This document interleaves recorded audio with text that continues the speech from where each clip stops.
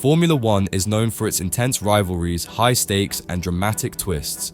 But sometimes even the strongest partnerships in F1 history end in shocking and unexpected ways. Whether it's due to team politics, unreliable cars, or off-track clashes, these splits leave a lasting impact on the sport. Here are 12 occasions when iconic F1 driver and team partnerships fell apart.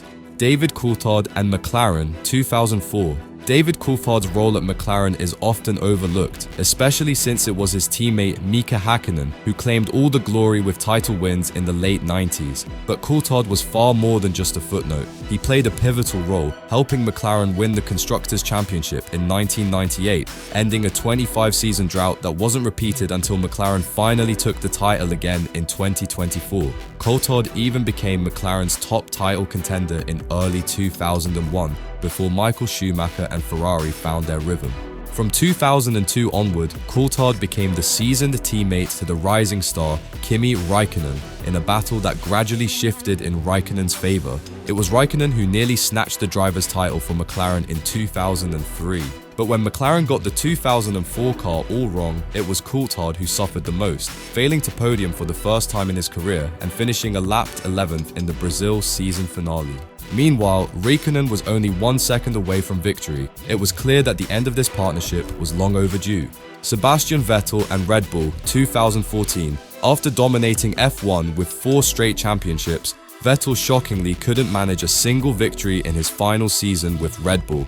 The reasons for this were technical. Renault's engine supply completely underestimated the hybrid challenge, losing at least 0.5 seconds per lap to Mercedes' powerhouse engine. But things were much worse than that. A new teammate, Daniel Ricciardo, stepped in and stole the spotlight, taking 3 wins and even outpacing Vettel in qualifying. As the tension between the two grew, the team shifted away from being so Vettel-centric, and sensing the writing on the wall, he jumped ship to snatch up the Ferrari seat that Fernando Alonso left behind when he rejoined McLaren. Nelson Piquet and Brabham, 1985.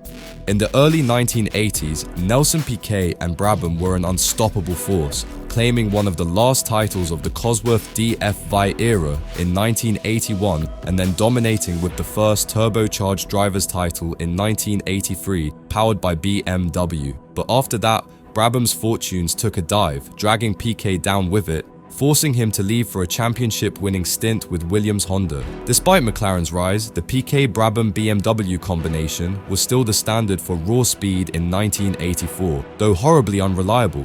9 pole positions, but Piquet could only finish 6 of the 16 races that year.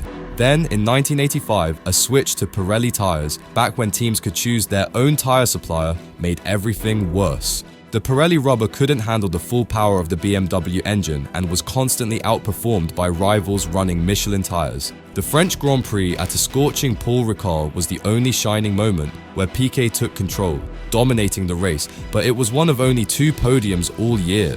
Piquet's departure marked the end of Brabham's golden era in F1, leaving the team to fade from the spotlight. Hines Haroldfren and Jordan, 2001.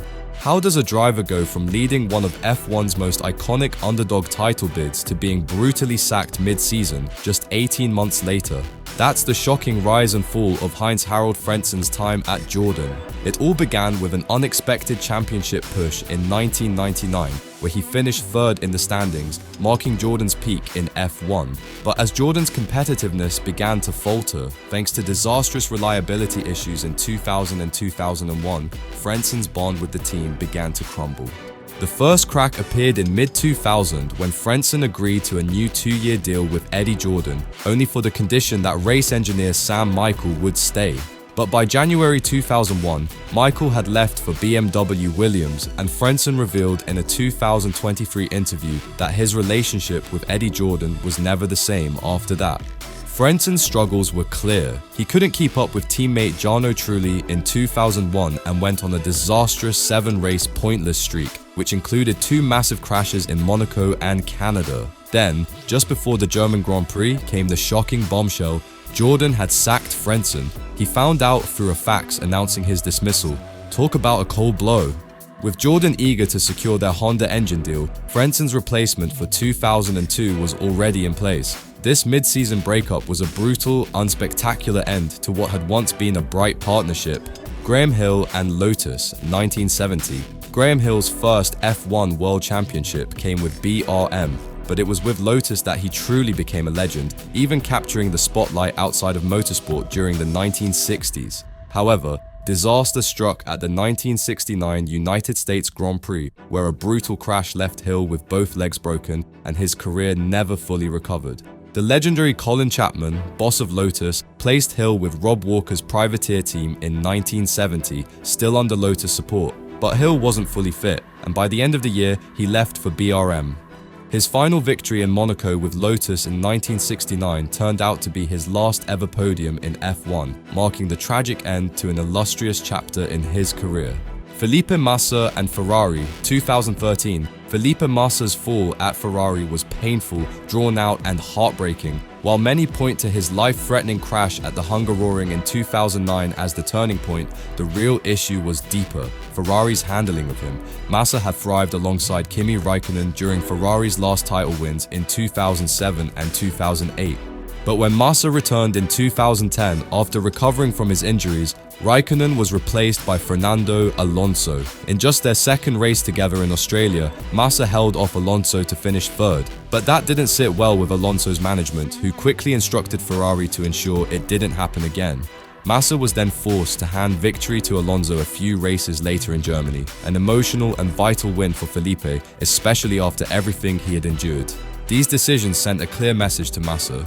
Ferrari had abandoned him, and his confidence never recovered. His resentment toward Alonso only grew. Unlike Raikkonen, Alonso was a master of politics, something Massa couldn't compete with. While Massa struggled to adapt to the sensitive Pirelli tires, the atmosphere at Ferrari became one where he could no longer perform at his best. By the end of 2013, after failing to win a race since his near-championship heartbreak in Brazil in 2008, Massa left Ferrari for Williams, marking the end of a painful chapter in his F1 career. Ralf Schumacher and Williams, 2004. Ralf Schumacher and Williams rarely make it onto the list of iconic partnerships, but theirs was undeniably significant and deserved a far better ending than it got. Schumacher helped BMW score its first podium in its 21st century comeback in 2000 and clinched its first win in 2001. He and Juan Pablo Montoya, who might also have made this list if not for his victory in Brazil, were there for all of BMW's winning years with Williams. But by the time they parted ways at the end of 2004, the partnership between Williams and BMW was in shambles. What followed was a disastrous 2004 season, mostly remembered for the failed walrus nose on the FW26. And as if things couldn't get worse, Ralf missed 6 races due to a concussion from a brutal crash at Indianapolis. When he returned, he didn't manage to match Montoya's late season win with the conventional nose on the car. However, he did manage a notable second place finish behind his brother Michael's Ferrari at the penultimate race in Japan. But overall, this was a partnership that ended with more of a whimper than a bang. Fernando Alonso and Renault, 2006 to 2009-2022. Alonso's return to Team Enstone for his 2021 F1 comeback might make you think 2009 wasn't truly the end of his time with Renault. But when the team rebranded as Alpine and his 2008 to 2009 stint became chapter 2 of a partnership that made him an F1 champion, it certainly didn't end on a high note. Renault had welcomed Alonso back in 2008 after his messy stint at McLaren, but while they were no longer the title contenders they had been when he left in 2006 on bitter terms, they were still strong enough for Alonso to grab 2 wins. But his return to Renault in 2008 and 2009 felt like a mere holding pattern, just waiting for Ferrari to make room for him. Though there were moments of brilliance in the much slower 2009 Renault, Alonso's performances also slipped, driving in a way that showed he had little motivation left, with his mind already on the next big move. The final races of Alonso's Alpine tenure in 2022 were even worse. Publicly voicing his eagerness to join Aston Martin was a far worse exit than the underwhelming 2009 departure, leaving a bad taste on an otherwise legendary career. Niki Lauda and McLaren, 1985.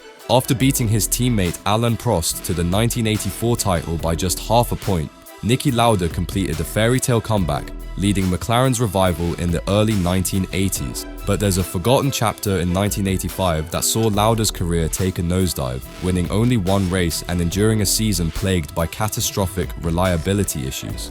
He suffered 11 retirements in the 14 races he competed in, missing 2 rounds due to a horrific wrist injury from a crash during practice at Spa. By the end of the year, Lauda found himself in a rather misleading 10th place in the Drivers' Championship, while Prost went on to secure the first of his 4 world titles. Clearly past his peak and nowhere near Prost's pace, especially over one lap, Lauda still showed flashes of brilliance. His final race with McLaren and in F1 at Adelaide perfectly summed up his troubled season. He qualified a dismal 16th, more than 2 seconds slower than Prost, but fought his way into the lead with 25 laps to go after a daring pass on Senna. Unfortunately, a brake failure sent Lauda crashing into the wall, abruptly ending what had been a miserable season. Pierre Luigi Martini and Minardi, 1995. You might be asking why a partnership that earned only 16 points over nearly 8 seasons could be considered great. But the combination of Pierluigi Martini and Minardi is one of the most iconic backmarker duos in F1 history. It wasn't just about their longevity. 3 stints together from 1985 to 1995, interrupted by a return to Formula 3000 and a brief year at Scuderia Italia. It was the incredible moments of glory that made their partnership unforgettable. At the end of 1989 and the start of 1990, Martini actually led a lap in Portugal and achieved qualifying positions of 5th, 4th, 3rd and 2nd across the last 3 races of 1989 and the opener in 1990. That spell was one of the most remarkable underdog surges in F1 history, and Martini consistently got his Minardi higher up the grid than anyone could have expected. But despite all that, the partnership came to a sad end when Minardi's financial struggles led to Martini being replaced by Pedro Lamy halfway through a tough 1995 season. There was no 4th stint for Martini with Minardi, and no more F1 appearances for the only driver ever to lead a Grand Prix in a Minardi. Lewis Hamilton and Mercedes, 2024. When it comes to F1 partnerships, few can rival the legacy of Lewis Hamilton and Mercedes, if you count as Hamilton does. His time with the works Mercedes engine McLaren team, every bit of his F1 success from 2007 to 2024 was fueled by Mercedes power. That initial McLaren partnership ended on a sour note in 2012, as McLaren couldn't maintain the brilliance that had launched Hamilton into superstardom, claiming his rookie title in 2007 and then F1 world champion in 2008. But Hamilton's records at Mercedes speak for themselves, obliterating milestones that were once considered untouchable. Yet, the controversial loss to Max Verstappen at Abu Dhabi in 2021 was a game changer, and since then, Hamilton's time with Mercedes has taken a noticeable dip. He finally ended his longest winless streak in his entire F1 career, 56 races, by delivering a vintage performance at the 2024 British Grand Prix in front of his passionate home crowd. But aside from that, the season has been one of Hamilton's worst in F1. He admits he struggled to control his emotions during what felt like a painful farewell with the team that gave him his most glorious years in the sport.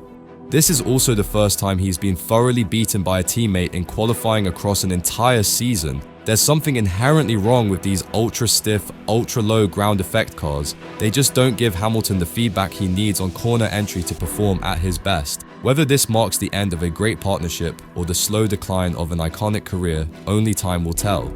Sebastian Vettel and Ferrari, 2020. Vettel's struggles at Ferrari began with a major shift in leadership. The man who had recruited him, Luca di Montezemolo, was gone by the time Vettel joined, replaced by the autocratic Sergio Marchionne and his tough, calculating lieutenant, Maurizio Arrivabene, neither of whom had the connection with Vettel that his mentor, Michael Schumacher, had with Ross Brawn and John Todt in the late 90s and early 2000s. As a result, Vettel never felt truly empowered the way Schumacher had been. Despite this, Vettel arrived at Maranello to find a decent car and was faster than the mid-20s version of Kimi Räikkönen when Ferrari finally became competitive in 2017 and 2018, even mounting serious title challenges. But within the team, there was a growing belief that Vettel wasn't as quick as Lewis Hamilton at Mercedes, leading to a desire to benchmark him.